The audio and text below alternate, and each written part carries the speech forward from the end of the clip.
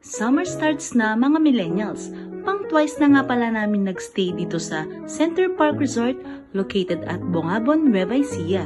But this time, marami na siyang villa. Year 2024, the last time na nagstay kami dito sa Center Park Resort. And yet, babalik-balikan mo talaga sa sobrang ganda ng vibes ng kanilang resort. 3 days kami mag-i-stay dito for Holy Week 2026. Napaka-refresh ng lugar, perfect para mag-relax at makalayo sa stress ng city life.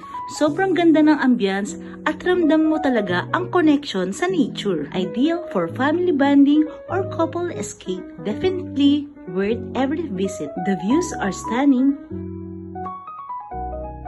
For inquiries, mag-message lang sa kanilang Facebook page kung gusto nyo magpa-reserve. Meron na rin silang function hall for any occasion like birthdays, baptismal, wedding. Pwede rin dito ang day tour mga millennials since marami naman silang kubo.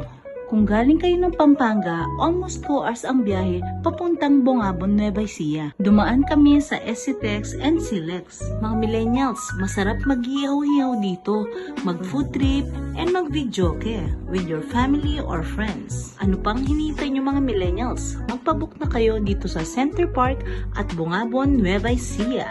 Don't forget to like, follow, or share this video kung na-relax na kayo sa mga paningin nyo.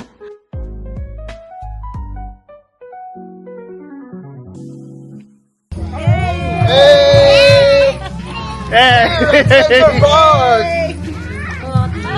What's up, Philippines? Yeah, we're going home soon.